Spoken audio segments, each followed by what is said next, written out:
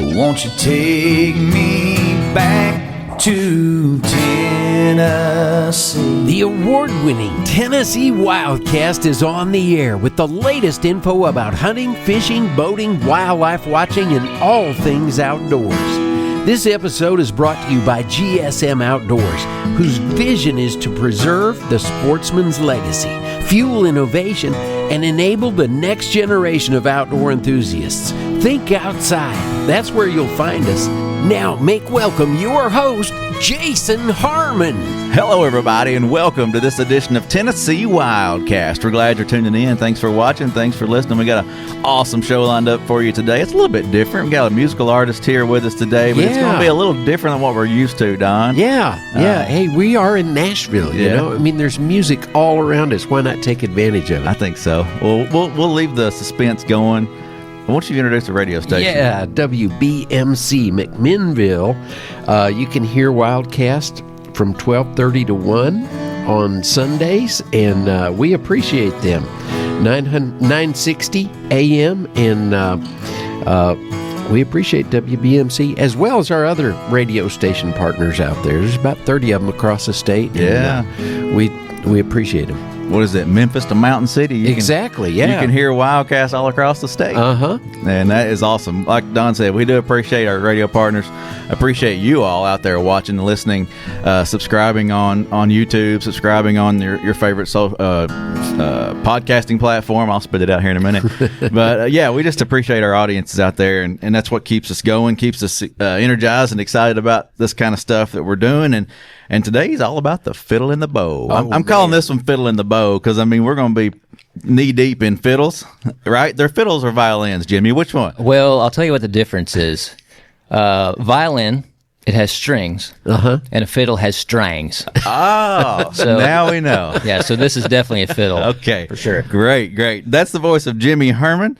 He is with us today, and he's knee-deep in music here in Nashville and travels all around the world, but he's also knee-deep in bow hunting and loves to bow hunt. So it's going to be a fun conversation today. I'm excited. We'll have some fun. Yeah. Hey, awesome. Thanks for having me on. Yeah. Appreciate you guys. Yeah, we're fired up, and I can't wait to hear some tunes. Like I said before we started, this is going to be a little bit different because we're going to have a fiddle solo today. Yeah. Maybe no lyrics, but you're going to come up with your own there as he plays, you know.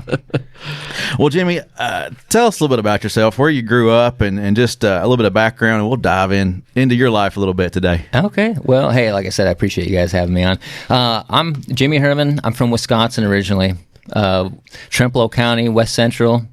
Grew up on a dairy farm. My whole family's still back there, crop farming. Oh, awesome. I graduated from a little town called Whitehall, and it's a population of, at the time, it was maybe like 1,400 people. Uh-huh. You know, like I said, everybody knows everybody, kind of things. Very similar to like where you grew up in East Tennessee. Yeah. You know, and we just grew up a lot of hunting and farming and playing music, you know. Yeah. I bet you get a lot of calls from all your buddies that you're here in Nashville making big music, and you probably get a lot of calls back and say, "Hey, Jimmy, how's it going?" Hey, I keep in touch with a lot of folks back home, and it's, man, my friends and family and just the whole area have been a big support for me. Like since I've been playing fiddle since I was 4. You know, and my dad had a old time country and polka band, so I grew up playing polka music. That's cool. But I played 4-hour gigs every weekend with him since I was like 7. You know, like if you want to go professional, like being paid. Yeah. I mean, I've been professionally playing since I was 7. Really, 7 years old. Playing 4-hour gigs, and they changed the name from the Country Gents to Jimmy Herman and the Country Gents. Oh, wow. And wow, so you were the head guy, I was the boss man. Not really at all.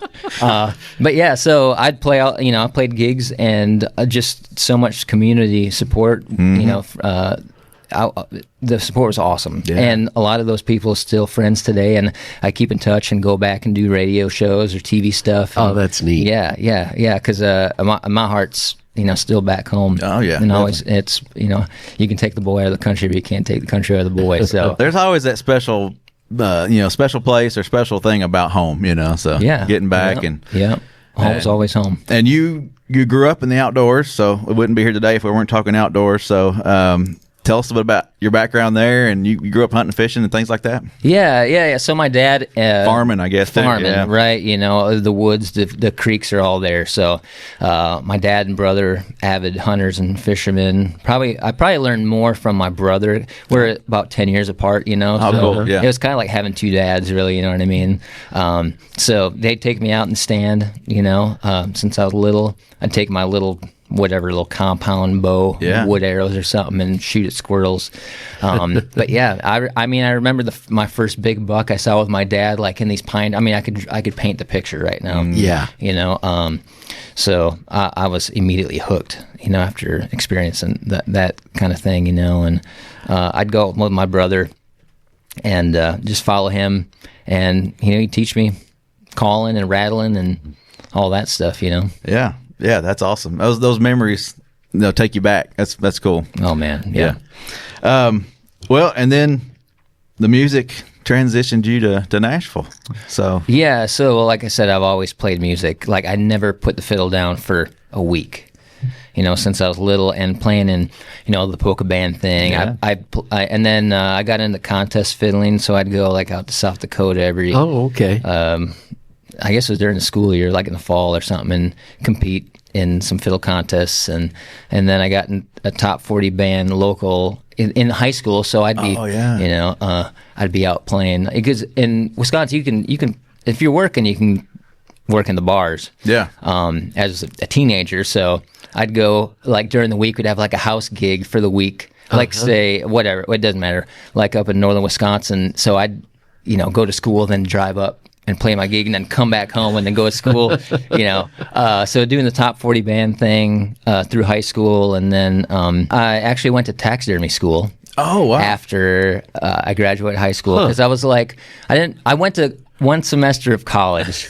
Like, this isn't up for me. there, and I was like, well, I'll do like some sort of music major or something like that. And like even just getting through the generals, I was like, this is not for me at all. So I made one semester, and I was like, I'm done. And then I was like, well, you know, maybe I should have something, you know, as like a real money maker, right? Because, you know, music isn't really paying the bills yet. Yeah. So I was like, well, what's the one other thing I love besides music, you know, that I could do? And I was like, well, I love hunting and fishing, but I'm like, how am I going to get paid just to do that? And then the next thing I was like, well, you know, taxidermists, right? Mm-hmm. Yeah. And up there, man, like whitetails that's where it's at. Yeah. We're in Trempealeau County, but the next county over is Buffalo County, and if anybody knows anything about Wisconsin whitetails, Buffalo County is the mecca. Wow. Okay. Like in the 90s, huge whitetails would come out of there. Maybe we need to make a trip there. Yeah. Well, it's terrible now. Oh, okay. It's terrible. Don't go to Buffalo County. Don't go to Trempealeau County. I'm just kidding. So I was like, well, taxidermy. I could see myself doing that, you know. So I went to taxidermy school up in northern Wisconsin and had a shop for a handful of years. And then I ended up meeting some guys that were putting a band together in Milwaukee. Mm-hmm. And then closed up shop, moved to Milwaukee for a few years, and then was like, hey, I got to move. If I'm going to move to Nashville, it's got to be now. Yeah. You know? So then I was in there down in Milwaukee for a few years, and then 2006, I was like, I'm doing it. So 2006, I moved to Nashville, and I'm still here. Never looked back. Still never looked back. That's great. Never looked back. Well, we're going to hear a little fiddle tune from you today, but before we do that, I just wanted to touch on some of the artists that you've played with and toured with. I think it's cool to reflect on some of those. Yeah, who was the first one? How you getting your foot in the door? It's tough when you first show up in Nashville, you know, not really knowing anybody and that kind of thing. Yeah, well, it's all about relationships. Oh, yeah, you know? definitely. I mean, really. So when I moved here, one of my best friends that I had previously played in a band with was playing for this band called Ricochet, 90s country band. Yeah. Like, Daddy's Money, that song, those guys. And he's like, hey, we just had somebody leave the band, and he's like, I've been telling these guys you're the guy for it. I said, sure. So I basically moved here with a gig. Yeah, I mean, I still had to like audition. Sure. So I got here and then went and met the guys, played, and they're like, you're the guy. And I think the first like real gigs we did, we flew to China and played in like of all places, country, like 90s country in China. Anyway, And they love it, don't they? oh man, they absolutely love it. And at the time, we played Ricochet songs, but they were all about John Denver. Oh, really? Oh my gosh. Oh, yeah. Okay. All about John It's Denver. crazy that, I mean, they're like, hey, we'll bring you over here and play, but you have to do like Couple of country John roads. Denver Oh songs. yes, you have to do country roads. It's like monster hit over here. So is that Daddy's Money, Mama's My Good Good Looks? Looks? Yeah, Yeah. more laughs in the stack of comedy. Okay, Absolutely, yeah. That's great. Yeah, awesome guys, and so that was my first real gig in Nashville. And then let's see, I got a couple newer artist gigs after that. Like I made connections with record labels and management. And this was in 2006 was. They were still doing showcases in town, so a showcase at the time was a new artist would put together a band. The band would rehearse for 3-4 days, one of these rehearsal spaces in Nashville, and then we'd go to a club like say 3rd and Lindsley or 12th and Porter at the time, or the Rutledge. I remember when that was still open, and you just go play a set, and they'd invite all the record labels out. Right. Now, hopefully they would all They would show up, and most of them, I don't think they even showed up. Yeah. But man, I couldn't tell you how countless showcases I played with artists. So I got a lot of artist gigs through doing that. That was a great networking tool for musicians in town at the time. And then I got on a tour with a new artist. Her name is Catherine Britt, and she was going on tour with Alan Jackson and Brooks and Dunn when they were doing a duo headline thing. And then I played for an artist named Danielle Peck, who was on Big Machine at the time. And we played a festival in Wisconsin, Oshkosh, Wisconsin, and we played at like 2:30 in the afternoon, which is kind of the bummer slot where the sun's shining on you, whatever. But Carrie Underwood was headlining, and I met her band leader there at that festival. I approached him because I had met him when I was still in Milwaukee. We opened up for an artist he was playing with at the time, and I was like, hey, man, I remember meeting you at wherever a few years ago. We got to talk and really didn't talk about anything, probably music-wise, really. And I didn't give him my phone number, didn't, try to schmooze him, like, hey, just in case if you're ever looking for somebody.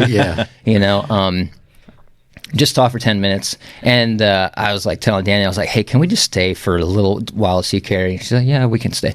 So we watch a show, head back to Nashville.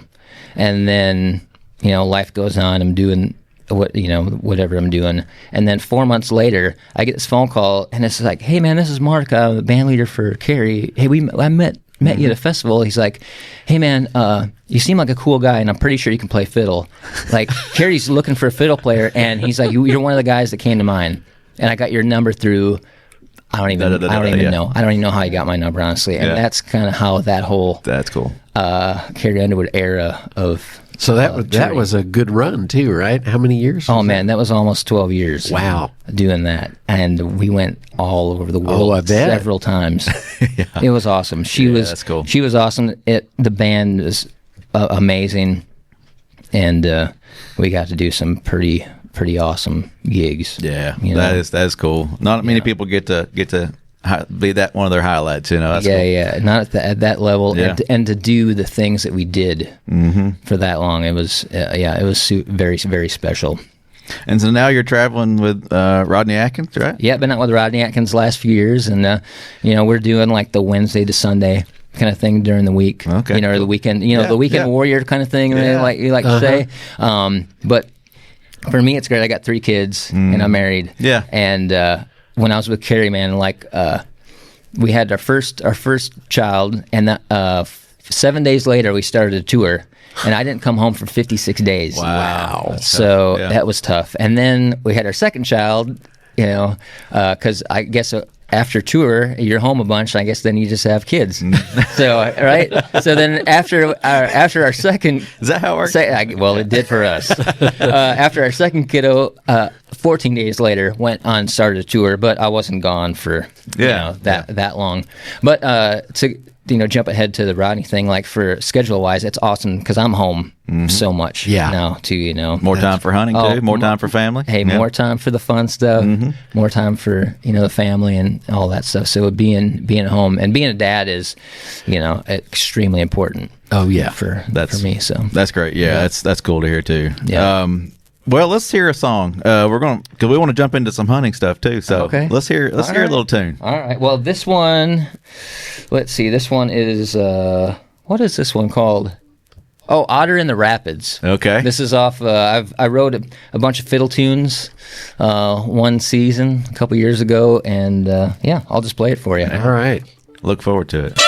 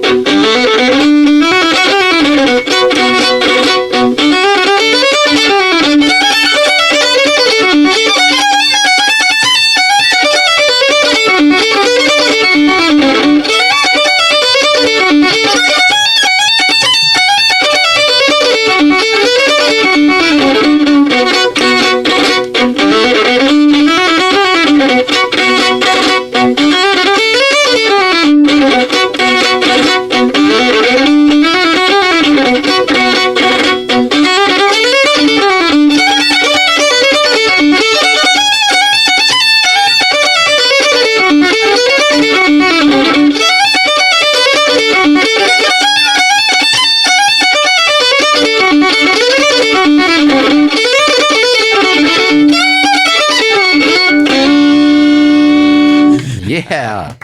Jimmy makes those strangs sing. Strangs, yeah.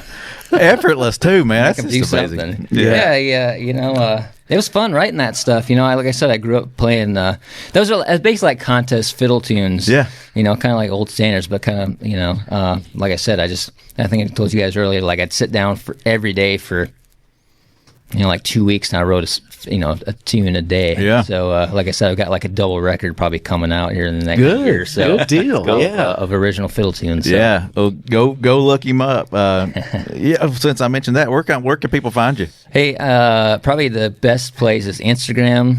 It's my Instagram is the Jimmy Herman. The Jimmy Herman. And I'm on Facebook too.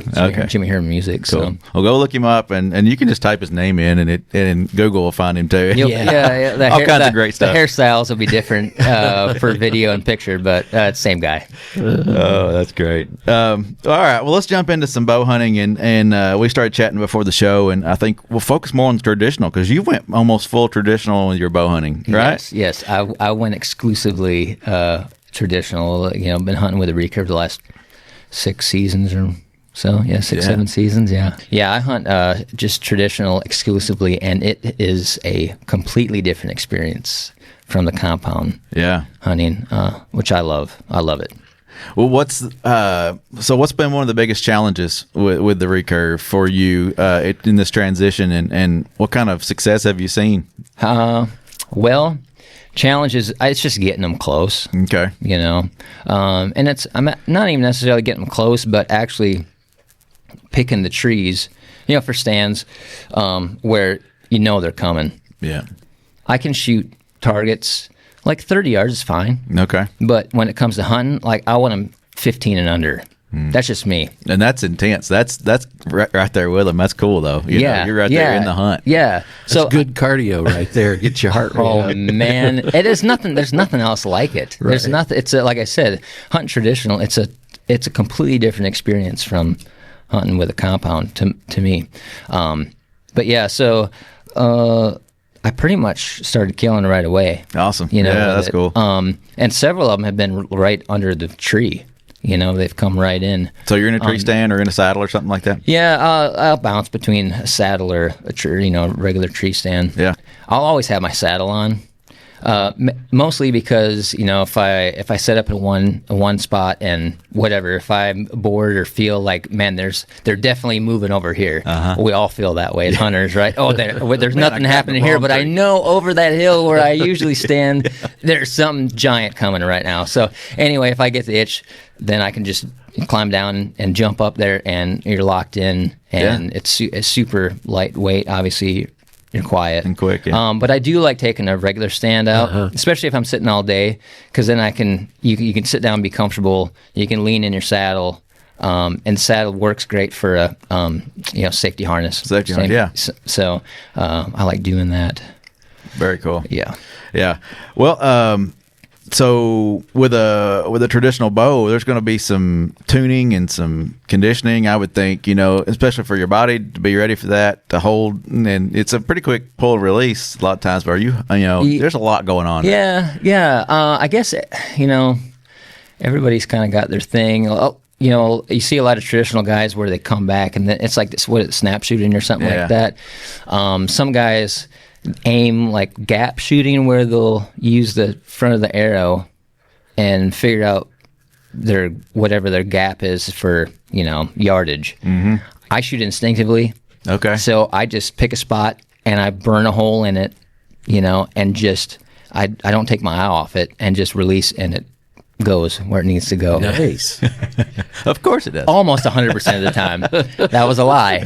But, it's just one of those, it's just repetition. Yeah. It's your brain calibrates for, if your anchor point, if everything in your left arm or right arm hand is repeatable, then your brain can just calibrate for, whatever yardage. I don't know how your brain does it, but it does it. Well, and it takes, you got to practice. You got to keep. It's all about reps. Yeah, you can't just go in the woods and make it happen. Yes. It's like playing the fiddle that does not have frets. Yeah. Oh, hey, it is.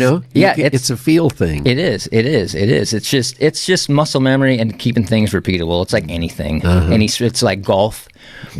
Golf, baseball, whatever. So it's just repetition. But as far as like getting, like I like to come back and anchor and hold it. Like I shoot more like shoot a compounder, really. You know what I mean? Like I use a clicker on it, to save myself from a target panic kind of situation, or and definitely to know I'm drawing to the same spot every time.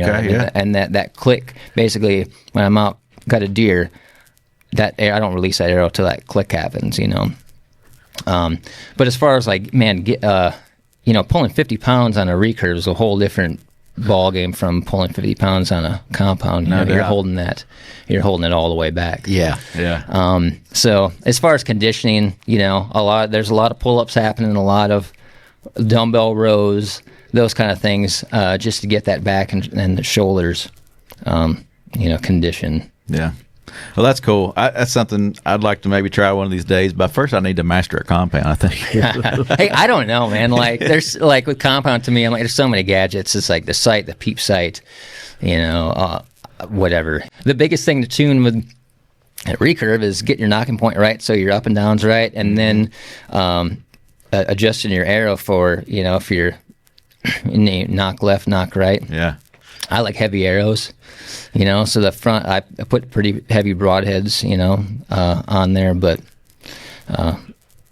usually get a pass through. Yeah. Speaking of pass through, and then we're going to run out of time, but I wanted you to tell your story of your son, his big deer this year. You got about 2.5 minutes. Okay, gotcha. All right. Well, so my son's 13. He's, like I told you, he's first year bow hunting. I was like, hey, you got to practice a bunch. He practiced. I was like, okay, let's go. So we got trail cameras out and checked cameras one day, and here's this giant on camera. I had never seen him before. Anyway, so we went out the next day. He didn't see him, and then the next morning I woke up really early, and I was just gonna go. Yeah. I was like, I'm gonna leave Jet sleep. He's probably not gonna want to go. And then I'm literally about to walk out the door, and something tells me like, hey, go wake him up. Just see. I was like, okay. So I went, woke him up. I'm like, hey, do you want to go? He's like, yeah, I want to go. So we get ready, get in the tree, and I was calling and rattling a little bit. This was like November 4th or something like that. Near the rut, I guess. Near the rut.